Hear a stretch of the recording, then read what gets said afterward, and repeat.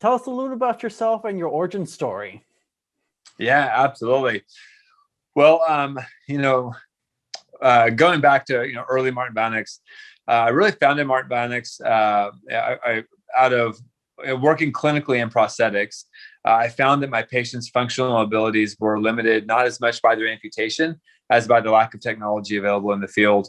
And so I've always loved inventing. I've loved creating. It's as much a hobby for me as it is a career. And so I really saw a ripe opportunity to advance the field of prosthetics in some ways that really matter in giving more comfort, more functional abilities, and quality of life back to amputees. And while we think of prosthetics as being a very high-tech field, there's some great advancements that have been made in recent years, artificial intelligence and new control systems and robotic devices. But prosthetics, in my opinion, is really been a very stagnant field, and it's very much in its infancy still. There's a long way to go to fully replicate what God gave us originally in our limbs. And for many amputees, in fact, I'd argue the vast majority of amputees, quality of life with prosthetics is but a shadow of what it could or should be if technology were further along. And I don't just mean robotic devices that better mimic the human limbs, better control systems, better sensors. While those are very significant and valuable, the greater good, I think, is centered around the socket comfort. The socket is the part of the prosthetic that the body interfaces with. That's the part you wear, you put on, it connects to the body. And then the robotic devices, if you will, are an extension past that. And the socket is the part that is comfortable or not. It's kind of like if you get a new pair of shoes and you can get a pair of Nikes or Tevas, or you can wear clunky dress shoes or really stiff work boots, or as a maybe more accurate example, wooden clogs. That's more like conventional prosthetics. They're static, they're rigid, they're hard, they're hot, they're heavy. They don't give. Non-conforming, they don't give. And so as I set out to change some of the quality of life effects in the prosthetic field, I was just handed this amazing opportunity to work with NASA, helping them create some Iron Man exoskeleton suits for space and military applications. And spent a couple of years on some really fun, really cool projects with NASA. And they were challenging. That was hands down the most challenging career season I've ever had. It's just the mental load of having to create the impossible in this very short period of time was incredibly challenging. But it drove some new creativity, some new ideas, some discovery and creation of some counterintuitive new methods of how do you connect man and machine with compliant dynamic materials. And I played the lead role on the interface side. How do you connect this astronaut into this exoskeleton suit or this soldier into this exoskeleton suit and have it be comfortable? And so I started down this path of making compliant structures or conforming structures, more like a sneaker. And so I transitioned that into a new way of fitting clinical prosthetics, coming full circle back into the beginning of my career into prosthetics. And we created some absolutely remarkable technologies. And I can honestly say that at the time, I did not even fully understand or appreciate what we created. But for me, for years, my prayer has been that the Lord would download invention and design to me in the ways that matter. And what we created, had this really clear picture of like, here's what we need to create. Here's what it's going to look like. And we're on this incredibly fast track of development. And we launched this product line. And then we began to discover the true and full impacts that the technology has for amputees. And some of the things we could have never even anticipated, like, that many of the amputees who use our technology, they grow residual limb muscle mass back, and something that in conventional prosthetics, muscles atrophy away over time because they're not being used. We're offering far greater range of motion, full anatomical range of motion, whereas conventional prosthetics are constricting. We're offering cooler, more breathable environment. We're offering more comfort. We're offering ultimately just more quality of life.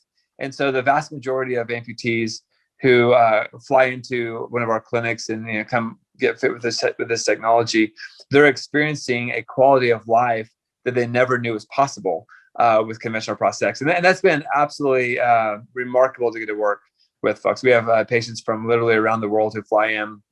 I have some coming over from Egypt here in a few weeks, even just from all over. And but for all of them, no matter where they're from, whether they're from the US or somewhere else in the world, or even from a developing country and don't otherwise have access to prosthetics, our technology makes a long-lasting, comfortable prosthetic socket accessible to all amputees. And that's something that's never been available before in this way. And because of the design, we've overcome so many of the technical challenges as to why so many amputees from around the world just have been underserved and have lacked comfort and have lacked quality of life because of the lack of technology. So for those that don't need your products, what would you like them to know, maybe like to better educate them, like things that they like you kind of just wish more people knew about wearing prosthetics? Yeah, I think the general population sees prosthetics as a very high-tech advanced field. And while it has advanced in recent years in some really phenomenal ways, there is the majority of amputees are underserved. They're underserved by discomfort. And so as more and more folks come to know our technology and become more familiar with the technology, that ultimately just results in having more people be able to have comfort and ultimately have better quality of life in a way that they really didn't know was possible. What is the future looking like for your company? So we have prosthetic clinics in 3 states, Florida, Texas, and Oklahoma. And we're continuing to add more and more clinics into the pipeline as fast as we can. So within the next 20 months, we'll be launching 20 new prosthetic clinics across the country, making our technology more accessible to more amputees. So since you're already in a couple states already, what do you like about being here in Oklahoma? Oklahoma's a great place. Oklahoma is my home base. So I was born and raised. I moved off for college and grad school, but this is definitely home. It's a great place. I love how there's so much growing critical mass in the innovation sector here, and it's a fantastic place. I love it here. We love having our home base here. And but we love making our technology more accessible by expanding locations out across the country as well. I do want to rewind a little bit. Could you explain to me a little bit more about what you created and did while you're at NASA? Yeah, so I worked on 3 different exoskeleton programs. One of which was an Ironman suit for Special Ops SEAL Team 6. One of which was a fabric-based exoskeleton, and one of which was a exoskeleton for astronauts. And with all 3 programs, they were all very challenging in their own regards. I had an amazing team I worked with there. Very fun season, very challenging season, but very, very fun. Technically challenging, meaning it was like just having to create the impossible in a very short amount of time was challenging. We created kind of what became the foundation for what we have now as the socketless socket technology, which is our main product line. And really what I developed was I developed an understanding, an awareness of how to connect man and machine with compliant dynamic materials in a way that would achieve maximum comfort, but also maximum control and stability within the device. Because if you can imagine, if you're too far on the end of the spectrum where I just have a 100% textile garment, you wear just a jacket, right? Like there's no structure, so it'd be hard to maintain control and stability when you're managing forces through that. Whereas if I go the opposite end of the spectrum, like conventional prosthetics, which is just a static, hard, rigid bucket, you have no conformity, but you have some level of control because it's just hard and rigid. And so we found that balance between the two, where we can actually provide greater stability and control, but full conformity to give better better comfort for amputees. And so it's the technology is really a perfect storm of the blending of control and stability and comfort, which really is very much akin to a sneaker. In a sneaker, you have just the same. You have sections that are like the sole of the shoe has some structure to it, but the whole shoe working together has the conformity to match to the user in real time, independent of range of motion, independent of foot size or shape differences between individuals. And so that's what we've created. But if you think of every product in our world around us that our bodies interface with, car seats, shoes, backpacks, or clothes we wear, they all conform to match to the user. Most of them have adjustability as well, but they all are conforming. And I can't think of a single example where we force the dynamic human body into a static, hard, rigid piece of plastic. It makes no sense. Yet that's where prosthetics has stagnated for decades. And what we created is a paradigm shift in how prosthetics can be fit, to where we have shown that we actually can provide conformity and increased stability at the same time. So let's say hypothetically, like I'm a new user. Something happened and I'm coming to you for a new prosthetic. Can you walk me through that process? What's that like? What's the fitting like? What's that experience of coming to your business for help? Absolutely. So conventional prosthetics require multiple appointments over several weeks, typically, to fit to an amputee, because you're hand sculpting a rigid, hard piece of plastic to match to a dynamic human body. With our technology, it is considerably more modular. So think of our technology as like the Lego set for prosthetics. It's a different tool set. They're modular, like an erector set maybe would be another good example. Modular subcomponents that can be assembled together with simple hand tools to fit and match to the user. And so by doing that, we bypass so much of the fabrication processes needed to make conventional prosthetics.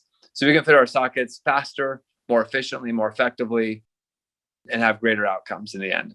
Wow. So was like the turnaround, like, did you get like something done the same day practically, or does it take like a week or two? Or well, that's where we're going. We have a new generation of technology that we're working on right now that expedites that process even further. So we're already leaps and bounds faster than conventional fitting methods to achieve and can achieve greater results. But where we're going is making it just faster and more efficient. And one of the main goals for that is not just for our population here, where we're serving patients in our own clinics, but there's 30 million amputees in developing nations who don't have access to prosthetics. They don't even have access to like old antiquated prosthetics. They just don't have access, period. And the predominant reason for that is because it's threefold. In most parts of the world, in every village of the world, they don't have a trained clinician who has the years of experience on how to fit a hard piece of plastic to the human body. They don't have the tools or resources or lab equipment to fabricate a conventional prosthetic. And then they don't have the funding, to support buying the components and whatnot as well. Our technology overcomes all three of those. The hard cost of making our technology is very scalable, very low. We can train a layman anywhere in the world to fit our prosthetic technology and to provide a long-lasting, comfortable prosthetic. And we only need simple hand tools. We don't need expensive fabrication and lab equipment.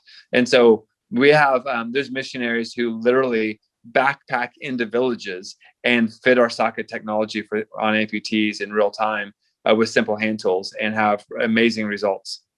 wow, that is quite impressive. I'd like to kind of get a little deeper about the company. What are some lesser known things that you do that people may not realize that you'd like to let people know about? That's a great question. Oh, I could go on lots of different directions to that question. We're I think one of the focal points for us is we've already rewritten the book on how to fit prosthetics on the technology side. And so right now we're focusing very heavily on the customer experience side. And at the core DNA of us as a company are the people that we serve and how we serve them. I expect that every amputee who walks into our clinic walks out saying, this is hands down the most comfortable prosthetic I've ever worn. and has a resultant quality of life improvement from that. That part's easy. I can check that box. We're already doing that, and we're continuing to advance our technology even further, and just going to get better and better at that as well. We have the most comfortable prosthetics that exist on earth, hands down, period. But the customer experience side really matters. So amputees, there's all types. There's all types of life experiences that result from having an amputation. Many have worked through the challenges very well and are just absolutely remarkable people. But the loss of a limb is incredibly challenging on a lot of levels. It's challenging physically. It's challenging for mobility.